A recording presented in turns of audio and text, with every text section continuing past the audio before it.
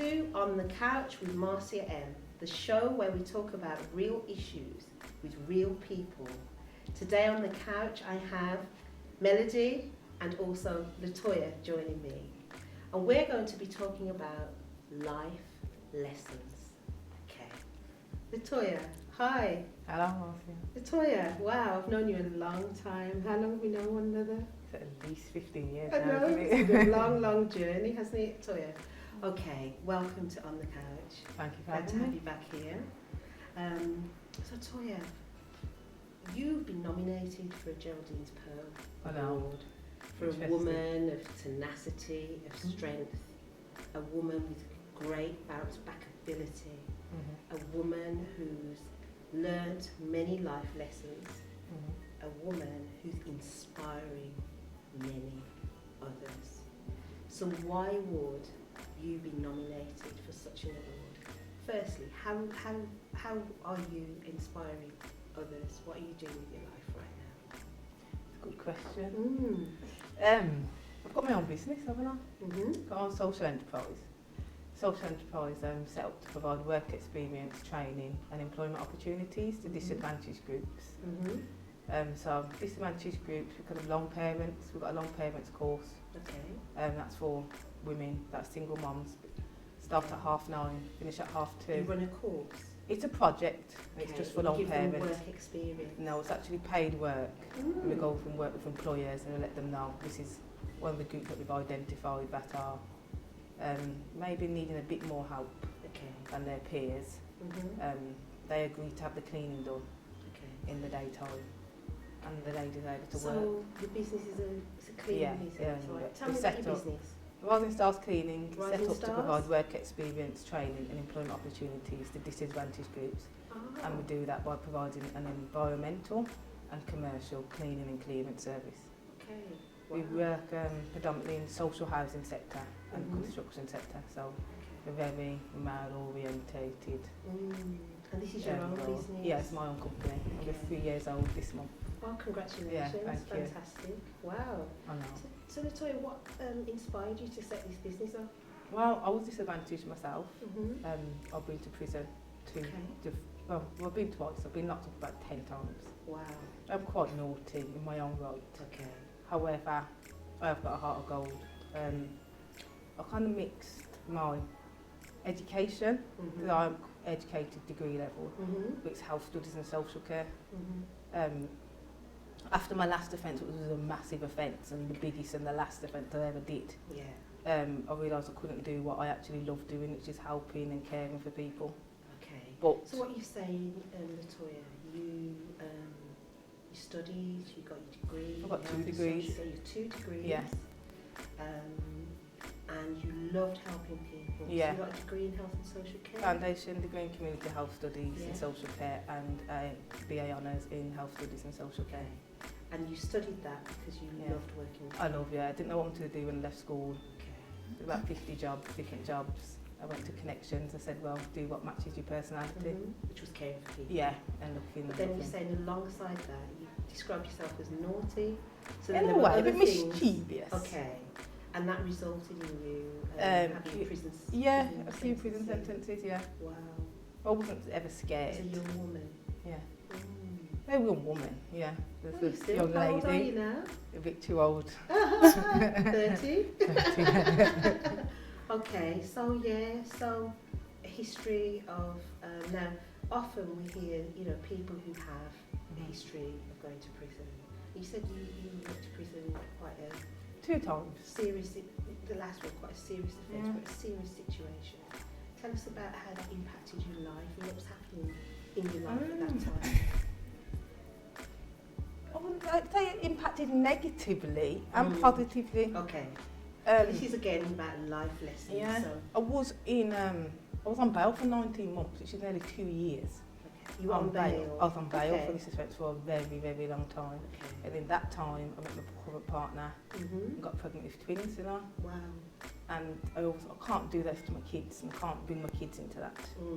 So I thought, what am I going to do when I come home? So I started my business plan in prison. Okay. Wow. And when I came out, just continued with it. Okay. I just kept knocking doors. and eventually now we employ 3 ex-offenders. Okay. We've got 2 non-parents. When you say we, it's your business. It is my business, but you get taught to make it sound we. a bit bigger than what it is we. But it is a big business, and I know you've got premises. Yeah. Vehicles. 4 vans, 4 vehicles, about 20 staff. Excellent. It's okay. Yeah. It keeps the wolves from the doors. Excellent. And it keeps, hopefully, something that the boys can go into. So LaToyah, so when did you come out of prison? 2012. 2012. Yeah. So that's in the last 4 years. Yeah. How old are you boys? They were 9, I think they were like 6 weeks old they were. When you went into prison? Yeah. Wow. I know. What an experience. They were 6 weeks old. Yeah. Yeah. You went into prison. Yeah. So at that point, you made serious decisions. Yeah. To do the plan, to do your business plan and so on. But I always knew I wanted to do my own business. I was going to go into domiciliary care. Okay. I realised I couldn't do that. Well, I could do it, and if I'd pushed myself and had the confidence like I've got now, I haven't killed anybody. Yeah. I haven't molested any children. Yes. Do you know what I mean? Yeah. There's nothing really. If I wanted to fight my case, I would You have could a still good. run a care Yes, business. I could, to be honest. Yeah. But at that time, with confidence low and lack of self-esteem and there's no money, and that feeling, I suppose, of been to prison. So how it's do you a feel failure. about yourself? It's not the feeling of being to prison. I couldn't care less. It's what I Why do you suppose say it's you couldn't care more less? because everyone goes through experiences in life. That's so true. You know what I mean? At different times. Yeah. You don't know what tomorrow's going to bring you. You don't know what's going to put you in there or put you in that situation or what. You don't know. You might lose your marbles tomorrow, and then you commit an offence now. You know, God forbid. Do you know what I mean? So it's more the stigma attached to it. Yes. Is what put me down, and it was about me rising above that and knowing my own self-worth. So I think that was the hardest part, not the going to prison part, because it's only me that hurts, if that makes sense, and your family as well. Yeah. But once you're out, it's gone then. Yeah. You know what I mean? Yeah. But then it's about myself. It's kind of what happens after that. Yeah. It was. I beat myself up about it. Put it that way, a lot, because yes, I'd been before and all that, but I'd been before, but it was so short, no one even noticed, kind of thing, and it was just like, oh, I've got away for this time. You know what I mean? It was little things that lead up to a big thing. Yeah. I think it makes you probably realise that the people that are in there haven't got the life that I had, and it's about appreciating what you do have as well in the now. So that's what you got to learn. Yeah, I had to learn that. I looked at other people and I thought, do you know what? I'm going back up to my home. I can still afford to pay my rent while I'm still in here. For my kids, they were going back to hostels and they didn't have family and. You had a partner. I had a partner that supported me. I had a mum. I had my money. I had my clothes. I didn't need for nothing, and I've never been like that. So it's about realising probably what you have got, as opposed to what you haven't got, and that's probably one of my biggest lessons in life, and still now. To just remember LaToyah. Stop chasing the millions. Yeah. The millions is right here. Oh, that's you know what I mean? That's really, really powerful. Wow. Okay, Mel, what a story. Brilliant. Wow.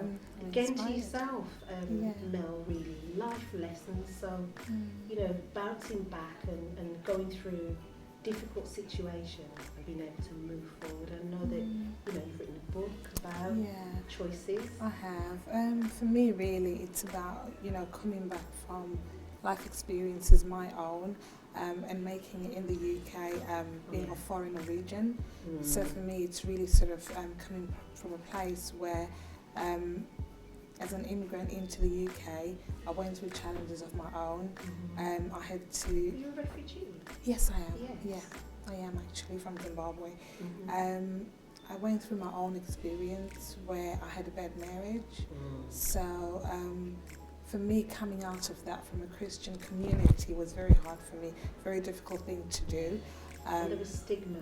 There was stigma, and I think that's, like LaToyah said, it's what really gets onto most people. The stigma associated with being single, sort of not being strong enough, being portrayed as sort of not having tenacity, which, you know, which we do have, but actually I think back home it's sort of like women stay in marriage for the children, whereas obviously I'm a social worker as well, so that impeded on my professional life as well. a professional experience as well. So it was something that I had to do for myself, but also for my son. And also just realising your own value really and saying, I'm worth more than this, you know, I'm not going to go through this at all. Yeah. So it's knowing your value. It's for both of you. It's like knowing your value and knowing who you are. Knowing what you're worth. And knowing what drives you as well. That's right. So what's driving you, LaToyah? What keeps you going? What makes you not kind of just stop? I've actually asked myself that recently. Okay. I think I'm a workaholic. Okay. That's a one. Okay, is that a good thing? I love it. Okay. I love it. I love getting up. I go out the house first thing in the morning, and I'm not back till 7, 8 o'clock. But I wouldn't have it no other way. Okay. For my boys, I always think if I was born into a rich family, I wouldn't have the. In a way, it's a negative and a positive. I wouldn't have had to fight and work so hard and do some of the things I've had to do in order to say, put myself where I am today.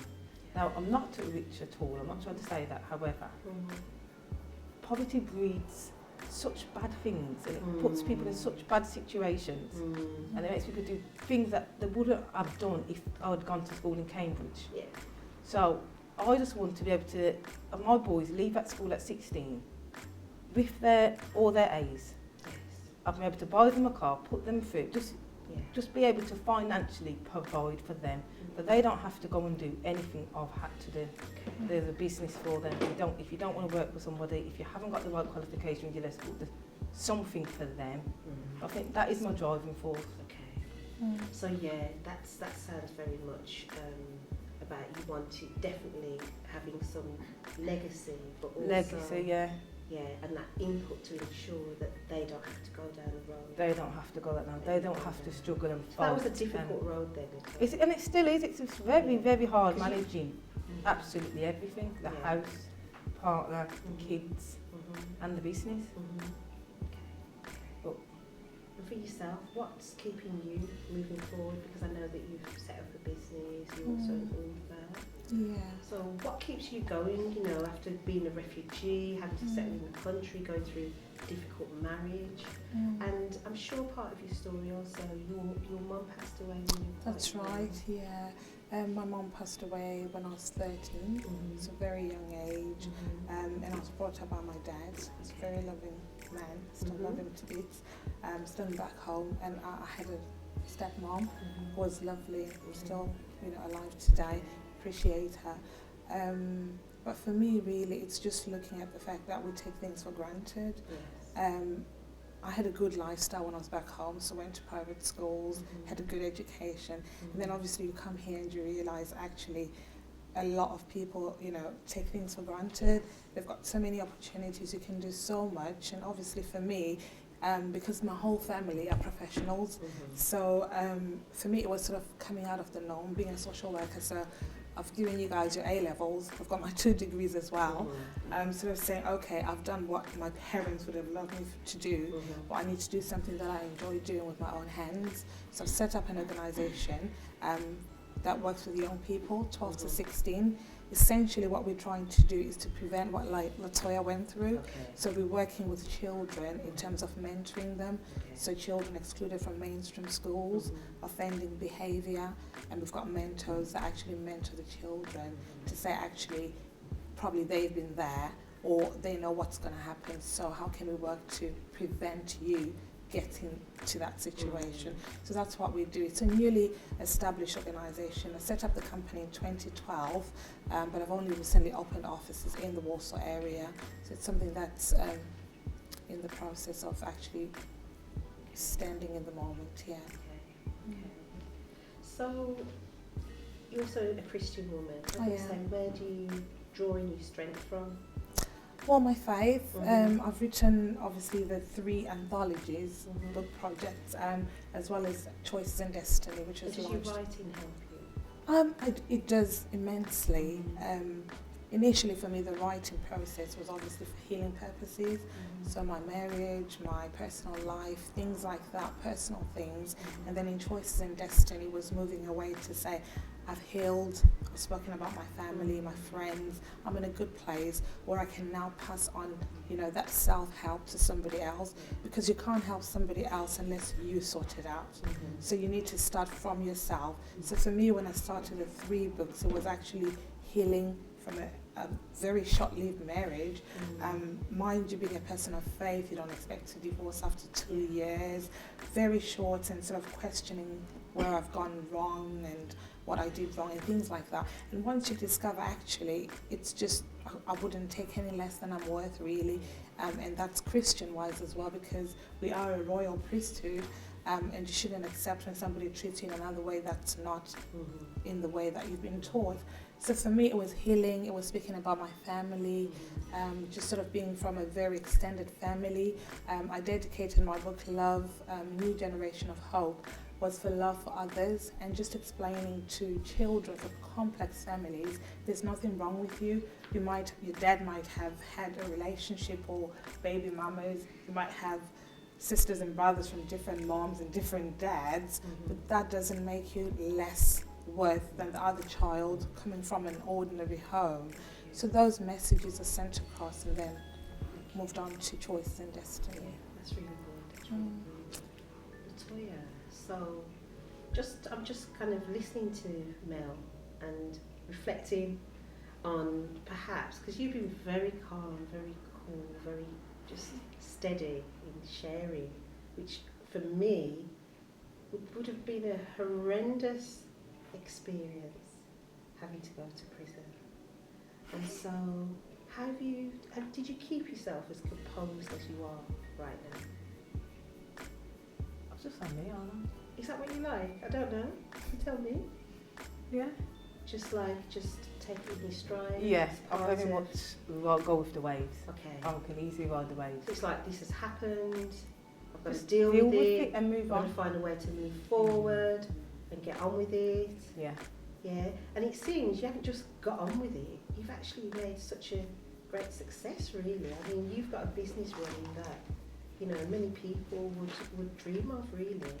You've also gained quite a lot of support, and you're making a difference within the community. Yeah. How did it all happen? Is this just, this is who LaToyah is? Yeah. This is part of what you've wanted to do? It's just a good mix, isn't it, of me, thankfully.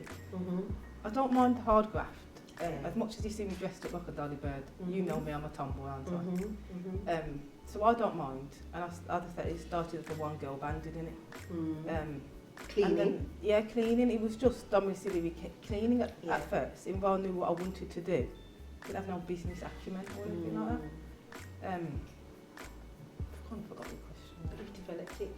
Just, did you always stay as calm and cool as this? And you said, no, this is just me? Yeah. Okay. I do get angry. I do get, but probably best I don't get angry. Okay. And I've got to be really pushed to a certain, by a stranger, it'll have to really be pushed. If it's your loved ones, you tend to fly off the handle a lot quicker, don't you? But if it's somebody on the street, you'd have to really, really, really push me for me to retaliate. But no, I'm just go with the waves. So what are your plans moving forward? What's your vision for your life? You've spoken about the legacy and some of the things you want for your children, but what are your plans moving forward? But my problem is slowing down.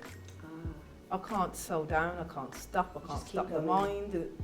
I've got 2 businesses that I'm just toying with, which one. And one, it's construction, going into construction, because we do the properties. Yes.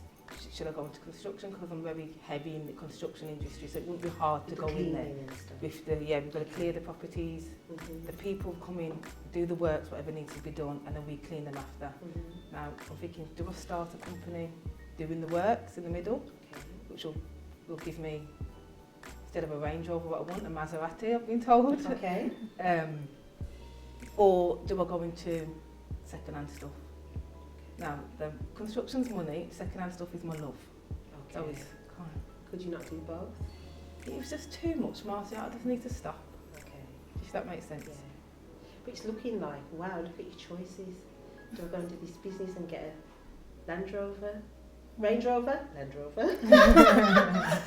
I'm getting tired now. Or do I get a Maserati? Do you know what I mean? So what choices you've had, you know, what you've created. I mean, you were in prison and you did your business plan. I know, but And take everything as a positive. Exactly. That could be in a ditch. Exactly. It doesn't matter. And that's the way you function, isn't it, LaToyah? Yes. It doesn't matter where you. It doesn't matter. It doesn't matter. It doesn't matter. Because you are still who you are, where you're going to be or not. You've got ambition. You've got ambition. Yeah. No one cannot take that away from you. Yeah. You will still thrive. But you put me in a cell and I did a business plan. Yeah. You can't hold me down. No one can stop me from doing what I want to do. Wonderful. That Wonderful. is what it is. Wonderful. Wonderful. Wonderful. Okay. I think we're going to wrap up. I think we agree with that, don't we? Absolutely. You know, what is in you and what is for you. It's like for yourself, we didn't know you'd be a best-selling author. Not at all. You know? From Africa as well. So it's not all monkeys in the bush. No. You know? So Exactly. absolutely. It's for but me. I know what you're saying. Yeah. I know You what you're can be anything. Anything. The only thing stopping you is right here. Right here. Right here. Do you want to show, let's have a quick look, show LaToyah your book as well? And it's exactly about that, isn't it? That's it. It's what you're destined for, and it's also the choices that we're making along the way. Okay, thank you, ladies. Thank you. Wow, what powerful messages. We can be anything we want to be, and it doesn't matter. We could be on the floor, in a corner. If we're determined, if we have that will and that ambition, we can achieve anything we want to achieve. Thank you for watching On the Couch with Marcia M.